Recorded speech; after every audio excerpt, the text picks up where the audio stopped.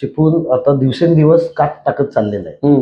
Town प्लॅनिंगच्या दृष्टीने आपलं चिपळूण खूप वाढत चाललेलं आहे आणि ते चिपळूण वाढत असताना ते प्लांट सिटी जी एक असते, आता उद्या मोठ्या सिटीजमध्ये गेलो की पिंपरी चिंचवड वगैरे कशा सिटीज आहेत, त्या सिटीज कशा आहेत, तर तशा पद्धतीने म्हणजे आत्ताच पासून प्लॅन केला तर ती सिटी चांगल्या पद्धतीने पुढे वाढणार आहे. तर त्याच्यासाठी माझं असं म्हणणं आहे की हे जे मगाशी आपली चर्चा झाली की ड्रेनेज सिस्टीम आहे, तिथे त्यांची सुद्धा त्याच्यात वाहून येणारं ड्रेनेज, त्याच्यावर सेवेज ट्रीटमेंट प्लांट म्हणून एक विषय आहे, तो आपल्याला केला पाहिजे. काय फरक पडेल त्याच्यामुळे असं होतं की जे ड्रेनेज वाहून येते काय, एक तर आपल्याकडे आताची सध्याची जी गटारांची परिस्थिती त्याची लांबी आणि रुंदी खोली सुद्धा कमी आहे. त्याच्यामुळे खूप जास्ती पाऊस आला की ते ओव्हरफ्लो व्हायचे चान्सेस जास्त आहे. ओव्हरफ्लो झाल्यानंतर रस्त्यावर गटारातलं पाणी बाहेर येणं, परत आरोग्याच्या समस्या भेडसावणार लोकांना, हे सगळं वर्षानुवर्ष चालत आलेलं आहे. त्याच्यासाठी माझं असं म्हणणं की एक सेवेज ट्रीटमेंट प्लॅन केला की तिथल्या तिथे